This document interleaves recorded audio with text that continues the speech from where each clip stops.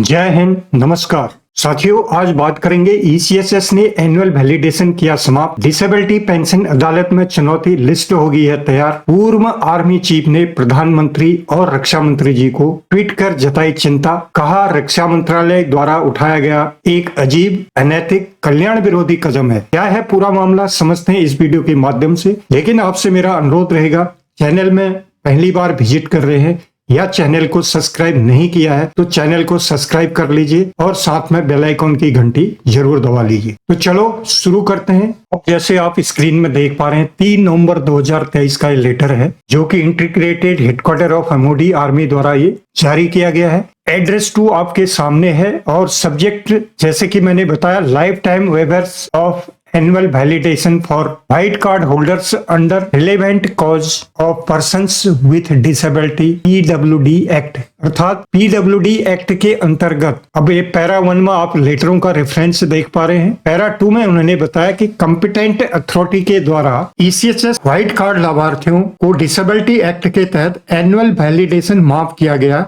और ये लागू होगा, यहाँ पर दिया है with immediate effect from the date of issue of this letter. यानी यहाँ पर आप देख पा रहे हैं डिप्टी एमडी के साइन है और ये लेटर इश्यू होने के बाद जो एनुअल वैलिडेशन होता था ईसीएसएस लाभार्थियों का, वो अब लाइफ टाइम कर दिया गया। तो अब आपको साल में देने की जरूरत नहीं है दोस्तों, तो ये एक अच्छी पहल है। नेक्स्ट हम बात करेंगे दोस्तों, इससे पहले मैंने बताया था कि डिसेबिलिटी पेंशन पर जो एक न्यूज आ रही थी, न्यूज के माध्यम से मैंने आपको जानकारी दी थी, लेकिन ऑफिशियली लेटर कोई उस पर आया नहीं था। तो ये लेटर अब आ चुका है जो कि एमओडी अब पूरी लिस्ट के साथ, ये जो आप पैरा 2 में देख पा रहे हैं, ए से लेके के तक, यानी कि ये जितने भी केसेज हैं इस पर अब रिट पिटीशन उच्च न्यायालय में डालने जा रही है। तो ये एक प्रमाण आ चुका है जो यहाँ पर आप देख रहे हैं, कर्नल एजी PS4 के ये साइन है और कॉपी 2 भी आप देख पा रहे हैं। ये लेटर अब आ गया, तो ये कंफर्म है कि अब एमओडी जो है डिसेबिलिटी पेंशन पर रिट पिटीशन डालने जा रही है, जो कि लेटर आपके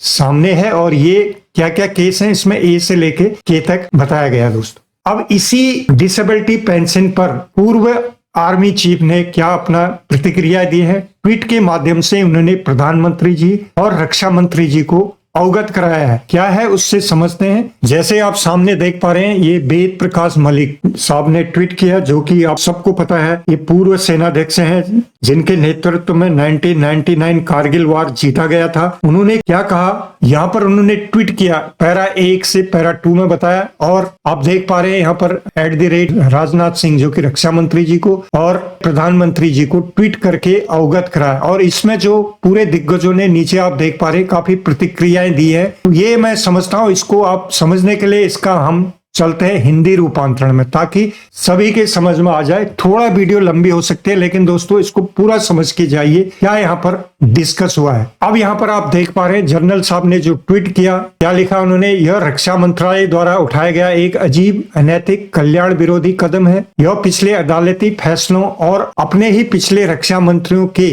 आश्वासनों को चुनौती देता है। प्रतिशोध का तत्व भी स्पष्ट है। सैनिकों के लिए बहुत सख्त चिकित्सा विकलांगता मानदंड लागू होने के तुरंत बाद इसका हजारों पूर्व सैनिकों और सेवारत सैनिकों के मनोबल पर भी प्रतिकूल प्रभाव पड़ेगा दोस्तों, जरूर पड़ेगा। जैसे आपको पता है, एक सैनिक होने के नाते मनोबल को ऊंचा रखना बहुत जरूरी होता है और ऐसी जो बदलाव हो रहे हैं इससे जरूर सेना के मनोबल पर प्रभाव पड़ेगा। अब इसमें एक यूजर ने लिखा कि मैं एक सैनिक हूं जिसके लिए भारत सबसे पहले है। नेताओं से विपरीत हमारे यहाँ 5 राज्यों में चुनाव हैं। सभी भारतवासियों से मेरा विनम्र अनुरोध है, कृपया उस पार्टी को वोट दें जो भारत को पहले सोचती हो और रक्षा बलों का सम्मान करती हो तथा चीन और पाक की भाषा नहीं बोलती हो। जय हिंद। फिर दूसरे यूजर ने लिखा, नो फौज नो भारत, कृपया बाबुओं की मनमानी से फौज को निराश न होने दें। दुनिया भर में मंडरा रहे युद्ध के लिए तैयार रहने के लिए फौज और फौजियों के कल्याण का ख्याल रखें। जिन सैनिकों को वंचित किया गया है और वे वैध बकाया की मांग कर रहे हैं, उनके खिलाफ मुकदमा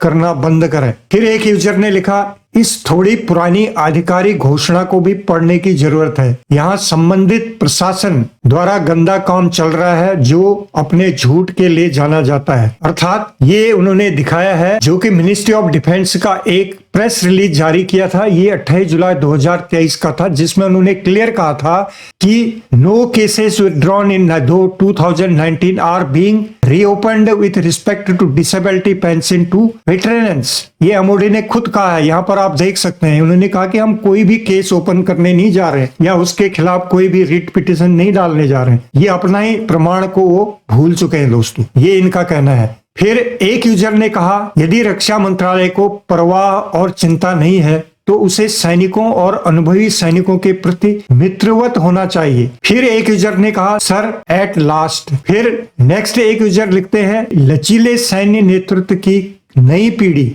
अपने राजनीतिक आकाओं के हितों की पूर्ति के लिए प्रतिस्पर्धा कर रही थी और कुछ और हासिल नहीं कर सकती थी। फिर अगले यूजर ने लिखा सर सूची लंबी और कष्टदायक है, वादा किया गया है ओआरओपी, एनएफएफयू, सेल्फी पॉइंट, अग्निवीर, विकलांगता लाभ नियम बदले गए, स्पर्श, अब एमओडी विकलांगता पर पिछले एएफटी निर्णयों को चुनौती दे रहा है, स्थिति खराब हो गई है। आपको पता है दोस्तों कि जो भी विकलांगता पेंशन पर एएफटी ने बड़े निर्णायक फैसले दिए थे जो कि जवानों के हक में थे, अब उसको भी चुनौती देने जा रही है, ये यहाँ पर उन्होंने कहा है। फिर अगले यूजर ने लिखा यह सही समय है रक्षा मंत्रालय द्वारा विकलांगता सैनिकों और सैनिकों के साथ किए गए अन्याय के खिलाफ सभी एक्स सर्विसमैन वरिष्ठ अधिकारियों को बोलने के लिए क्या गृह मंत्रालय भी केंद्र सरकार के पैरामेडिकल बलों और नागरिक कर्मचारियों के लिए समान नियम लागू करता है। जय हिंद। यहाँ पर बहुत बड़ी बात कही गई है दोस्तों, क्या जैसे उन्होंने कहा कि सैनिकों पर ये चीज लागू कर दे रहे हैं क्योंकि सैनिक एक डिसिप्लिन्ड है, सैनिक बोलता नहीं है,